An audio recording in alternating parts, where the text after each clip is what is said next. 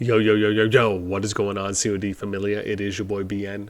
Today, I want to talk about the disappointing KvKs from the Gen 1 kingdoms.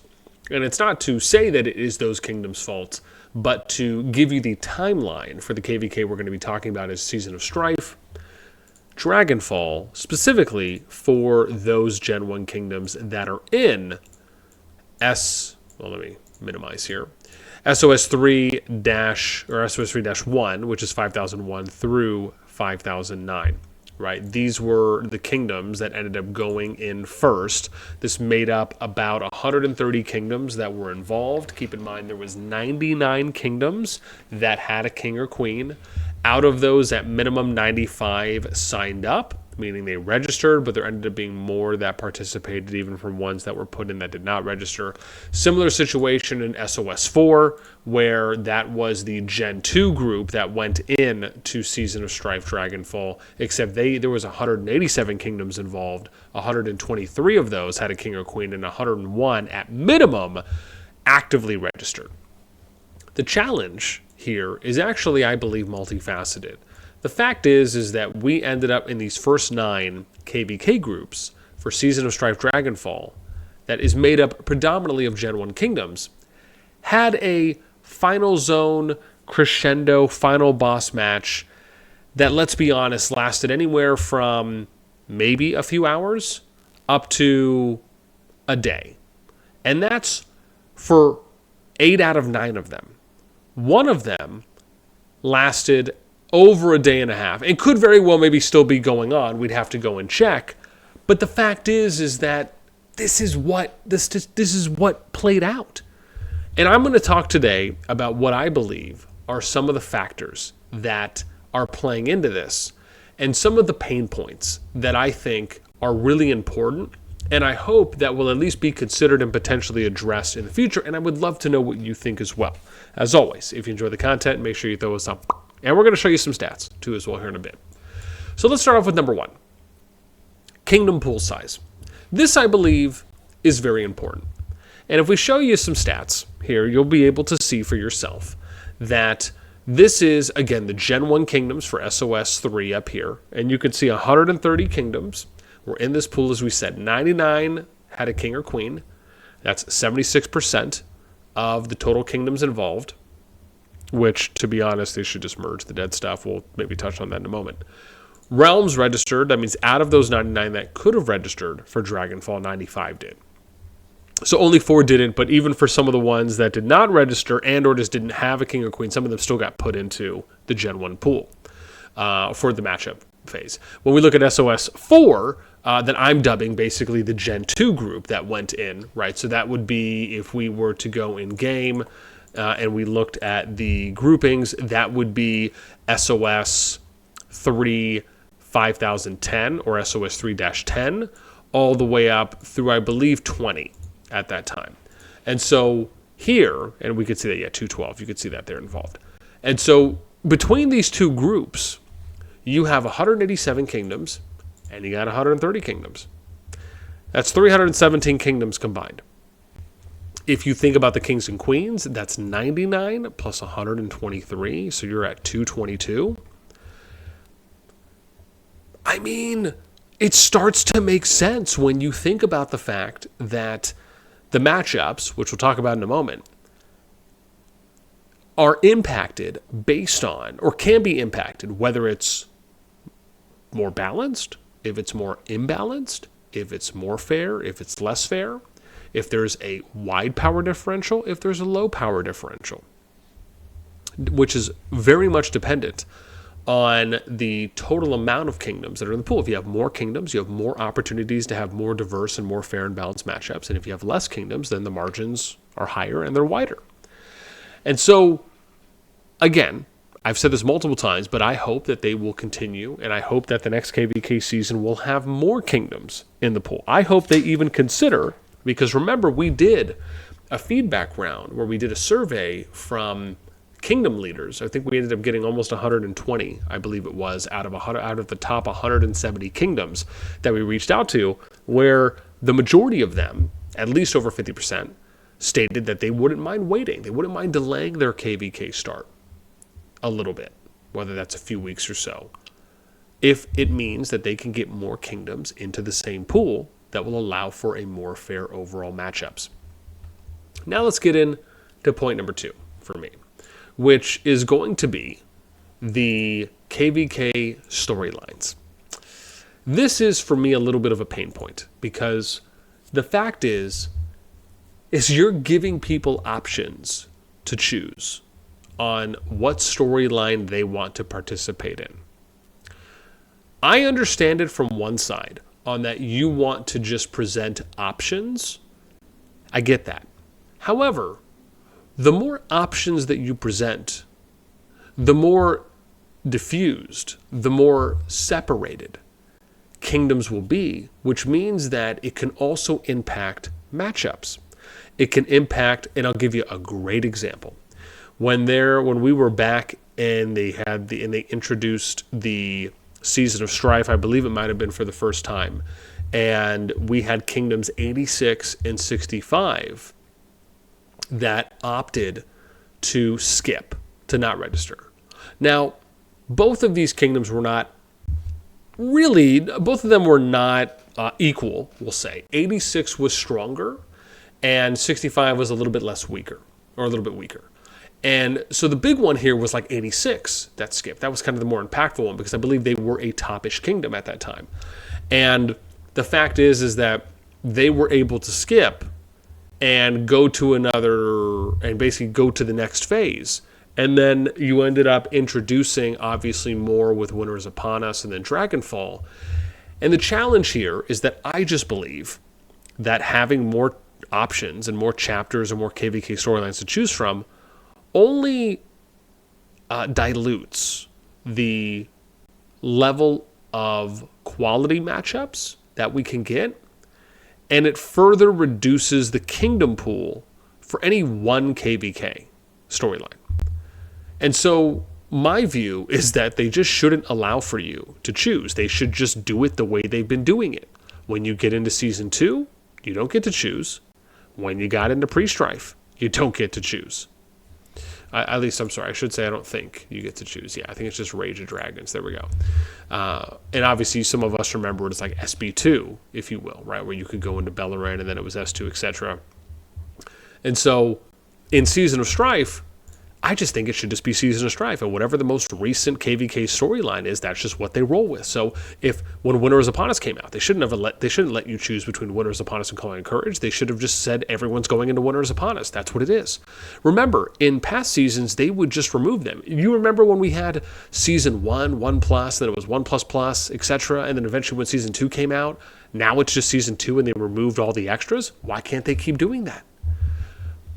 I believe that if they did that, it would just make it so much easier, because everyone would be, there would be more kingdoms in the same pools and the same timeline pools. And then eventually over time, they can start working the kingdoms into the same main pool, which would be the Gen 1 pool, right? So my hope is that the next KvK, we see the Gen 1 and the Gen 2 kingdom pools match up, where they just delay the Gen 1 KvK start by, if it's 2 weeks or however long is needed, 2 or 3 weeks, you delay it and you allow the Gen 2 kingdoms to catch up. And then now we're cooking. Now you got 222 kingdoms that are going to be in the KvK pool, but you have the opportunity to have 300 plus kingdoms that you can now mix and match with. I mean, now you're playing with such a wider range of assets that you can combine. And now the matchups can be that much more fair. And obviously we understand that over time, war, kingdom powers, migration, etc., things that have impacted those will align and will reduce on the top end and grow from the bottom end up, right? Those things, again, some of them do take time, without the mention of kind of human/COD Team Air, which we'll maybe touch on in a bit. Number 3 is that matchups. Let's take a look at some matchups right now for post-Brink of War, for the Gen 1 and the Gen 2 KvKs that are in Season of Strife, just so we can give you some understandings here on what some of those differentials look like. And we'll kind of go through this quick. So you can see the first one here 4.4 billion power differential. Keep in mind, this is counting 60 mil plus power and up. And so here, kills, 42 billion power differential. Deads, 37.22 mil. And then you look at the matchups here where you have 17 more total T5s, 60 mil plus players. And then you have 55 more 100 mil plus players on one side. Right? So, I mean, it's okay-ish, right? It's not like god-awful, but could it be better? Absolutely. Let's look at another matchup. We have 3.96 billion power differential, 29 billion kill differential, 258 million dead differential, which is pretty impactful, 12.7 billion healing differential, and then you have 66 more 60 mil plus T5s on one side, and you have 86 more 100 mil pluses. I mean, that is a wide range, right? This is the BDO-NA group. Okay, next. Right, and again, we'll just look at some of the. We're not going to necessarily go through every single one, but even here, right? You had a. Oh yeah, I don't know where that one happened on my Gen NTS, but basically, just the differential numbers are the same. I don't know why this stuff disappeared. 60 mil. You have 60 T5 differentials and then 38 100 mil differentials. I mean, that's a pretty wide gap. 1.79 billion. That's not that bad, but 36.52 billion kills. I mean, that's a lot. That's decent. But 60 and 38, that's still that's a goodish number. Could it be better? Absolutely. Look at this group, 2.71 billion power differential, 1.49, Bill 27.26, right? Some of these are a little bit lower, but look at this. You got 122 T5s at 60 mil plus on one side, and then you got 19 100 mil pluses. That may not seem that bad, but when you look at it together, like that's a good chunk. Right here, even look at this one. I mean, again, the C's and D's, I think, might actually be a little bit better than the ABs, right? 0.7 bill, that's not that bad. 15 T5s, 19 100 mil. But again, when you only have 27 and 46, 19 actually seems like a big number, right? That's pretty impactful. Could it be better? Yes. You look at this, 44 more 60 mil pluses, 4 100 mil. This is actually a little bit better, but that 8.38 billion power differential, I mean, sometimes it hurts to look at. We look at another one here. This is a little bit better. I mean, you got 26. You got 6 different, but the number's low enough where it's still decently impactful there. 6.76 billion power differential. That could be better, absolutely. 3.88 billion power differential, 2.54 billion kills, 31 T5s, 12 more 100 mil pluses on one side versus the other, right? Okay, now let's look at some Gen 2 kingdoms. So this is the most recent group to go in to Season of Strife, Dragonfall. You got a 1.41 billion power differential. You got 15 60 mil pluses that are on one side, and you got 52 100 mil pluses. That's a 25% increase in favor of one side versus the other. Could these matchups have been better if there was more kingdoms in the kingdom pool? Absolutely. I believe so. Let's look at the next one. 86. 60 mil plus players. 62 more 100 mil plus players. I mean, these are ABs. That's a wide margin. Could that be better? Absolutely. Let's look at the next one. 45 more total 60 mil plus players. 21 more 100 mil pluses. Could those numbers have potentially been lower if the kingdom pools were bigger? I believe so. I think there's a high percentage chance. Look at this group. 26 more T5s. 12 more 100 mil plus. I mean, a little bit lower. But still, could those numbers be a little bit better? Could they have possibly been a little bit better? I believe so. The opportunity could be there. Look at this, 2.23 billion power differential, 20 60 mil plus players difference, 27 100 mil plus players. I mean, the numbers are high enough, so maybe this isn't that impactful. This is probably maybe a little bit better overall. But still, the opportunity for trying to get the matchups as close as possible will only happen if we continue to add more kingdoms to the pool. Let's look at one last one. This is 49 and 16, 7 to 23, 100 mil. I mean, right? I mean, when you look at the number and it's that low. Right? When you really start getting kind of down to the nitty-gritty, it starts to make a lot more sense on how can we go about improving where we are. Now, keep in mind, when the game started out, it's not as though we're expecting any kind of massive balance. Now, could they have put restrictions and policies and implications or features in place to like limitations as a sort in the beginning? Sure. I don't know if they were thinking that far ahead necessarily. Haven't really had those conversations. Would love to. But there are things they could have done in the beginning to help balance for some of the early KvK matchmaking. However, there are opportunities that can still be done now, and I really hope that they're looked at. The next one we'll look at for number 4 here is diplomacy. Now, this is something that I believe is, to a degree, uncontrollable. And I say that because a lot of it just comes down to human emotion. It kind of comes down to human error or human success. But it comes down to those individuals that are in kingdom and alliance leadership when they're having conversations and discussing who is going to be matching with who. We have seen a number of KvKs that basically appear to take kind of early diplomacy wins.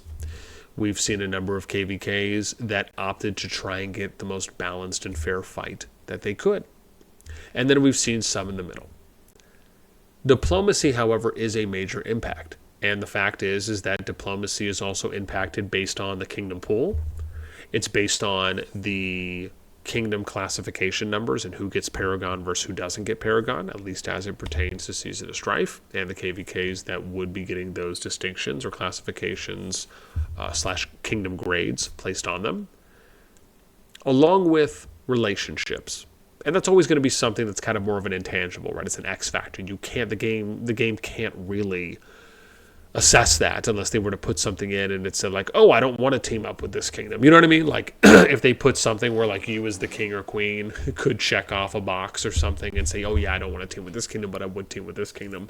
I don't know if that's really something that they should put in. I don't know if that's something that the team would ever really even consider. But to tell you how you would get that done, that's kind of how you would have to go about it. But these are some of the things that, again, diplomacy can factor into.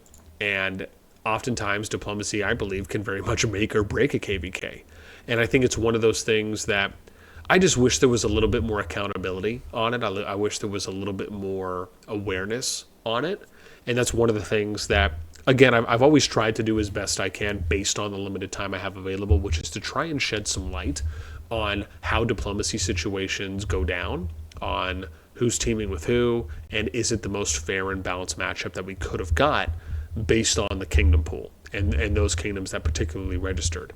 And that's one of the things that I really wish I almost had more time to do so I could almost get ahead of it to showcase, well, this is what the most fair matchup would look like, or here's the kingdom pool and these are all the matchups that I would like to see happen, because on paper it appears that they would be the most fair and the most balanced. And I almost feel, part of me, and I don't know how you guys feel about this, but part of me feels as though, hey, if I was able to do those things and get ahead of the matchup phase before teams start getting paired, and I could put that out there ahead of time, and then we can look at how the matchups played out really, I almost feel like being able to kind of see that and then how things played out would be such a tell to like which groups really tried to kind of make things work the best, who just took easy Diplo wins, who took the best pairings and the best kingdom teammates that they could have. Like, I just really feel like if we had some of those things and I had time to do those things beforehand, it would really give us a bigger insight into the kingdom leadership teams. At least that's kind of how I feel about it. So diplomacy is number 4 for me. Number 5 is going to be migrating out of KvKs. I mean, this is just kind of a cut and dry one for me. I just don't believe you should be able to migrate out of a KvK. I think it has, keep in mind, it's not as though this is happening on any kind of mass level, but it is something that's happening. And you have situations where you have alliances, whether it's full alliances, full kingdoms, half of an alliance, that are migrating out mid-KvK, sometimes before Zone 2 opens, sometimes after Zone 2 opens. And it can just ruin KvKs. And I, for one, am absolutely shocked that the game allows this to happen. You are basically, I mean, let's say you have 1,000 active players in that KvK. And because you have a loophole or a feature in the game that allows for people to migrate out mid-KvK, and let's say the alliance or the kingdom that migrates out, if it's half or full of an alliance, it ruins that matchup.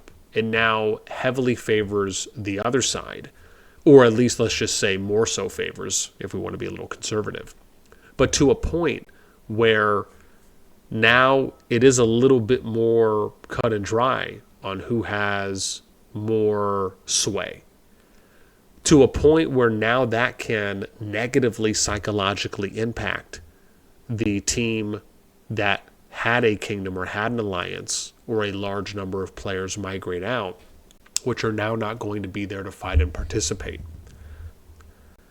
I just don't know how you allow such a feature to be in when you specifically created a timeline at the end of season to allow for an open migration window. That is how I believe it needs to be. And I say that only because I'm thinking about the greater good, right? The bigger picture, which is every player's involvement and their day-to-day experience playing the game. And what would impact them to basically almost say like, oh, I'm just going to quit at this point. Like, man, I can't even get good KvKs. I can only imagine if you've had players that have had maybe 2 KvKs in a row or every other KvK where they had matchups, they were really looking forward to something, or let's just say it was the first time it happened. How depressing must that be and disappointing when you are going into a KvK season, you're like, man, everything's looking good, our matchups are good, our leadership's excited, people are getting hyped, and then before Zone 2 opens, you have a Kingdom or an Alliance that migrates out. Or before the final zone happens, someone migrates out. And it's a large enough amount of players that just all the wind in your sails is gone. I can only imagine how people would think about that. Number 5. For me, zone openings, I think, is a really big one here. And I say that after reviewing basically every KvK that has been out in the game thus far.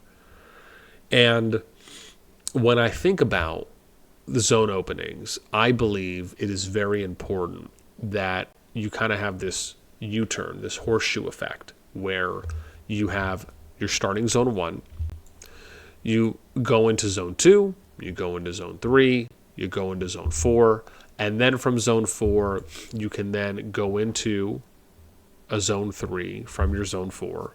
You can then go into a Zone 2, and then you can eventually go into your opponent's Zone 1, right? Or you can eventually invade starting Zone 1s. And maybe that's only for like the last couple days, 2-3 days, or whatever it may be.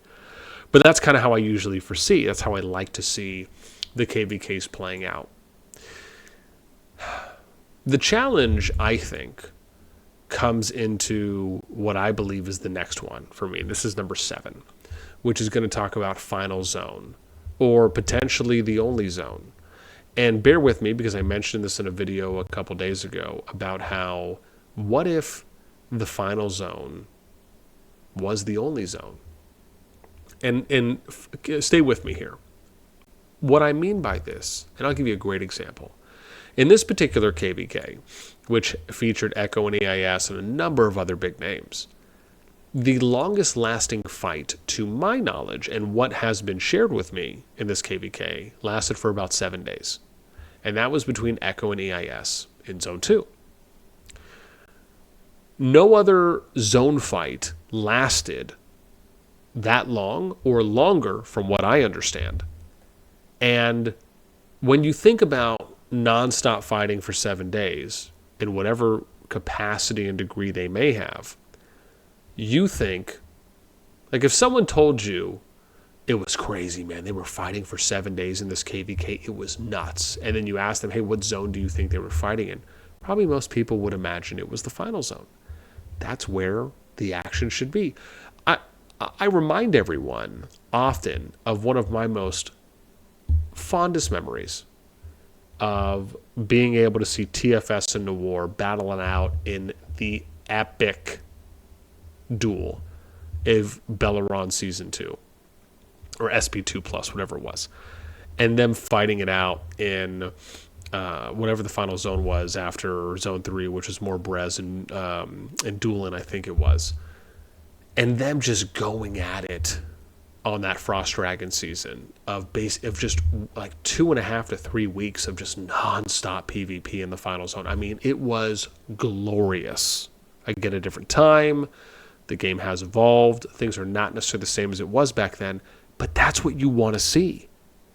I don't want to see all of these KvKs in the final zone for 8 out of 9 of them lasting 1 day, or all of them lasting 2 days or less. No, I want to see crescendo final boss PvP that is everyone going at it. And then you have to wonder, well, okay, if that's the case, why is it that we're not getting that? Why is it that and I'm talking about the majority of KvKs. I'm not talking about an outlier KvK or one or two here and there, right, that can make that happen. I'm talking about the majority. And we just haven't seen that. We haven't seen any level of consistency in the majority of KvKs since that epic showdown. Now, there was some others as well that had decent stints, but none of them have lasted that long. And I'm talking about consistently where it's the majority of KvKs in a season for the final zone showing. And I'm not also saying that we have to see 2 to 3 weeks of PvP, but we got to see more than a day. We got to see more than 2 days. And to me, that is the golden ticket. That is the question to answer. How do we get that? Now, is it because maybe alliances and kingdoms are doing a little bit too much fighting in Zone 2 and Zone 3? Are they not establishing kind of cutoff points that would allow for them to fully heal back up before the Zone 3 fight, and then more importantly, fully heal back up before the final zone fight? Is it a culmination of just unexpected and unimaginable circumstances? Is it the matchups? Is it people leaving?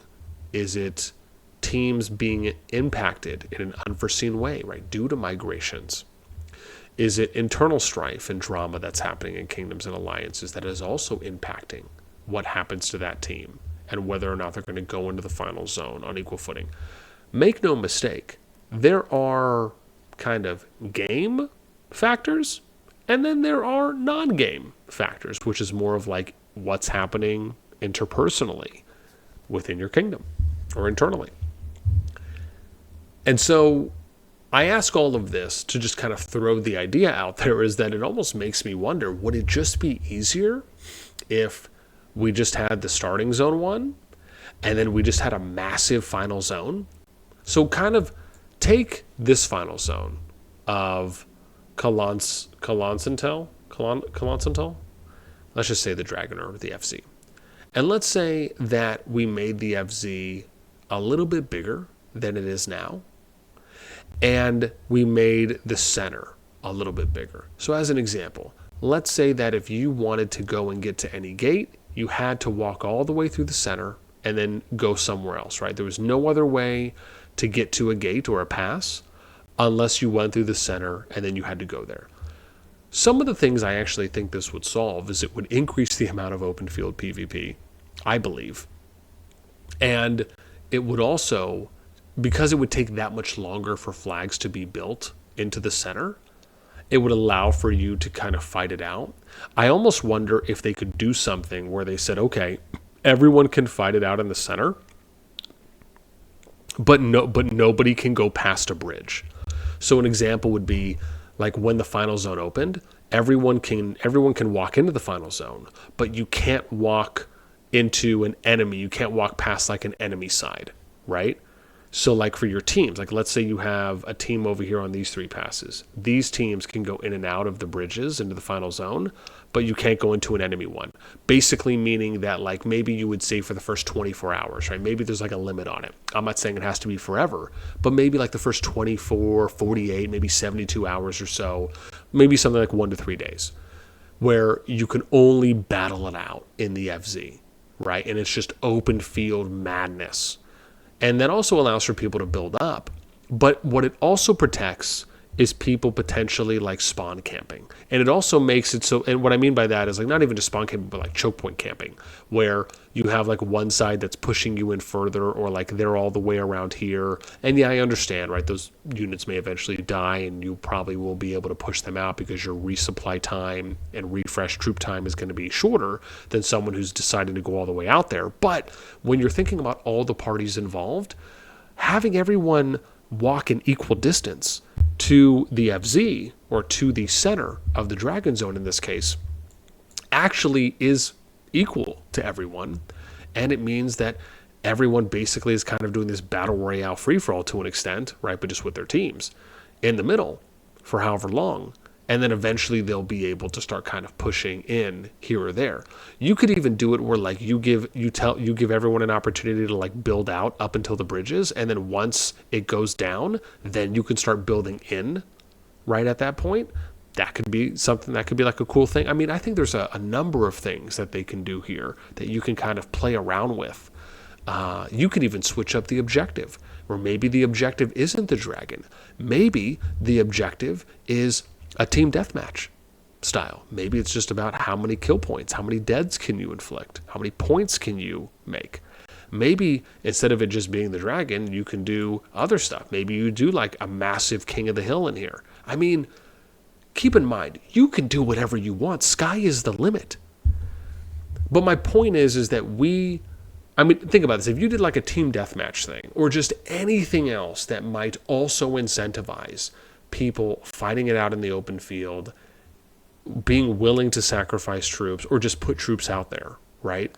That's kind of what you have to think about, trying to get inside. And again, I have other ideas as well, but I'm just kind of throwing a couple out here. Okay, next one for me is going to be number 8, which is great rewards for fighting. Now, I will be the first to admit, again, I don't know if the rewards are great. I would really just love to hear from people that participate in KvK. Like if you're someone, I really want to know if you're someone who participates and or does not participate that much in KvK, or are demotivated to participate maybe past a certain point in KvK, or maybe at all in open field frontline fighting. Why is it? Would you be more incentivized? Is it because of the rewards? If so, would you like to maybe see like them add in, I don't know, optional gold heads that you can select? What would, I guess overall, just what would make you want to come out and fight more? Do you just feel like the rewards are lacking? Do you feel like they're not up to date with the times? Is there anything that they could do that would make it so that you would want to feel like, would it be maybe a custom avatar frame? Would it be maybe a custom troop skin that you could put on for winning? Is it maybe a custom overhead icon that people can see when your troops are out in the field, that you're like a battle master? I mean, like what would it take for you to fight more, to participate more, to be willing to basically empty out your troops in the final zone? Like I would really be curious to know. Number 9 for me is I do very much feel like that one uncapped season and the way that the Kingdom power caps have played out have played a role in impacting the level of balance and unbalance that we have seen in some of these KvKs and some of the matchups.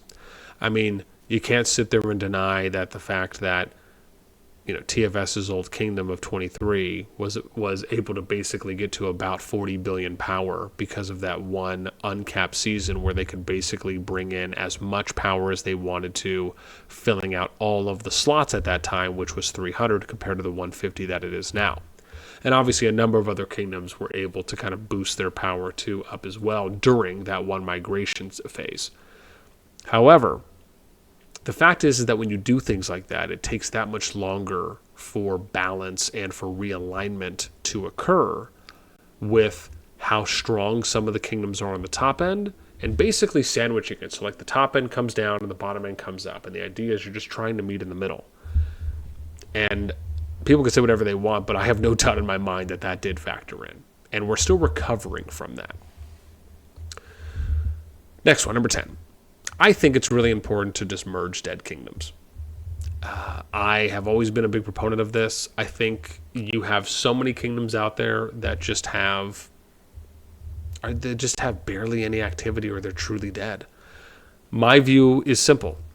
If a kingdom has not gained any new players coming in, or any significant amount of activity or power across 2 seasons in a row, then that kingdom becomes eligible to be merged. So an example would be, it's like, let's say kingdoms 1 through 10 haven't really seen a large resurgence. Let's say, you know, the strongest alliance there is, you know, a couple 100 million power. maybe a billion power. And again, this is kingdoms 1 through 10, right? So these kingdoms have been up, right, about 2 years, give or take, maybe a little bit more. And they haven't got anything happening to them. And keep in mind, this would have been two seasons in a row this happens. Then yeah, I mean, at that point, it's like you become eligible to get merged, and then you just merge those 10 kingdoms. So now kingdoms 1 through 10 just become kingdom 1, or whatever number you want to assign them. And then you're done. And then you basically at that point just reset the map, but you just make it an accelerated restart, right? So it's accelerated building, so that way they can keep in mind, they've done this already. When they did some of the resets coming out of one of the KvKs, I think it was maybe going into the Season of Strife or before the Season of Strife season, and you just, yeah, man, like I just, and I say all of this because yes, having some kingdoms that are dead or are dying can help. It can be really beneficial for some of the players that are looking to kind of move away from kingdoms that they're in or kind of start this rebuilding phase. Having those kingdoms there is value there. But what there is not value in is having those kingdoms stay alive and up for as long as they are. To me, it's a lot. The fact is players want to play with other players. They don't want to play on Gilligan's Island all by themselves or with a small handful of people. It's just, again, we're social creatures. And more often than not, these particular games, 4X, Kingdom Builders, City Builders, Building Battles, the social aspect is one of the most important. And don't get me wrong, there will be some players out there who just wanted to go to a dead kingdom so they can probably just win all the events and etc. and reap rewards and those benefits. But when we're talking about long-term sustainability and longevity of success for a game like this, having a lot more people in a kingdom also can at times reinvigorate a kingdom. All of a sudden now you've gone from playing with about 50 people in your kingdom, maybe 10, 20, 30, and now all of a sudden you got 500. That can boost some morale. So that's something I really would like for them to do. The next one is number 11. I got last 2 points here. Number 11 for me is clearing dead weight in kingdoms or in KvKs, potentially before they're over. Now, obviously, this is kind of in reference to the pay-to-win thing. And obviously, other kingdoms have done this as well in mid-KvK, but that's just the most recent and kind of most prolific one that has happened as of late. And this isn't to them specifically, but just more in general, that is something that is more of kind of an X factor, an intangible, that you're doing, which, again, some of the screenshots I've seen is, you have situations like that happen and, you tell people, hey, we're going to need you to migrate out, but you're letting them know before the final zone is opened and or potentially before other zones have opened. It's like, what do you think is going to happen with some of those players? Well, they're probably just not going to want to participate at that point. And that can also negatively impact and ruin seasons. Now, that's not something that necessarily the COD team can control. Well, I guess to a degree. If migration was, I think, easier, and you went back to like a 5K gem thing, then yeah, people could migrate out basically right away. You know what I mean? Like, keep in mind, when the migration was 5K gems, this was never a problem. It only became a problem because the system that you put in place now requires players to take a significant amount of time to gather permits and or forces them to basically spend money. And not necessarily a cheap amount of money, right, for especially some of the people who've been playing for a while and have decently powered accounts. And some people just don't want to spend the money. That's understandable. And so now you have a situation where it's like, you kind of thrust this system upon people. They're not able to migrate out, but they're also still affecting the kingdom status for migration. And they're also affecting matchmaking status. And there's not really a way around that. Right? There's not a quick resolution, a quick solution to that. And it's because of the new system. So what happens? Now you just have people, and then what? They're going to get zeroed? And then what? They just don't play anymore? They quit? We've seen a number of those cases happening. So it's kind of like you're kind of just shooting yourself in the foot at that point. Again, I saw nothing wrong. I saw absolutely nothing wrong with the 5K gem system that they had in place, with the exception of that it just probably wasn't making them as much money, maybe, as they might be making now, or maybe we're hoping they would make from the change, from the system change. But it definitely has more negative effects than it does positive ones on the overall health and state of the game. And then the last one I'm going to go on is with number 12. And for me, this is psychological warfare intimidation. There is a massive psychological aspect to this game as it pertains specifically to KvK, which is what we have been focusing on. And what I mean by this more so is that you can be psyched out. And the psychological impact can come in the form of, and I'll give you a great example, we'll tie this back into something that happened. If you have a bunch of people that migrate out, and you look at the numbers, and you look at the stats, and you look at the power differentials, that can play a huge psychological factor.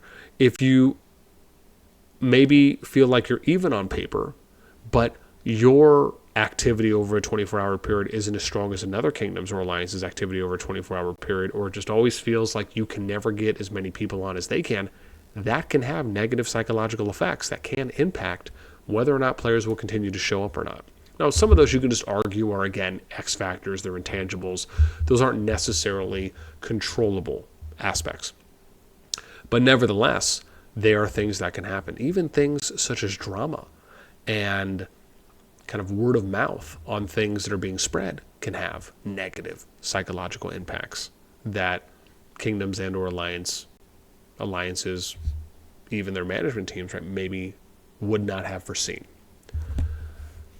And it just kind of goes to show you that, players, I believe, very much pay attention to those things. And I'm curious, if you're someone who's just a player, you're not a member of an alliance or kingdom management, what is something visually that you saw happening in your KvK, whether it be on the map, participation activity from the leaderboards, maybe you looked at some stats, what is something that you feel kind of like psyched you out, or maybe demotivated you a little bit psychologically to participate as much as you once were while that KvK was going on, or maybe stopped you completely? And I would be really curious to kind of hear your story on like what it was. So yeah, let me know in the comments down below. That's going to do it for me. This is a little bit of a longer one, but there was a number of points I wanted to touch on, as this is kind of very near and dear to my heart. And I'm going to be very curious to see like what resonates with some of you and what kind of hits the mark versus even if you have a different take, maybe something that you feel impacts along this topic, even if it's something I didn't mention. Let me know. That's going to be it for me. As always, until next time, we'll catch you later.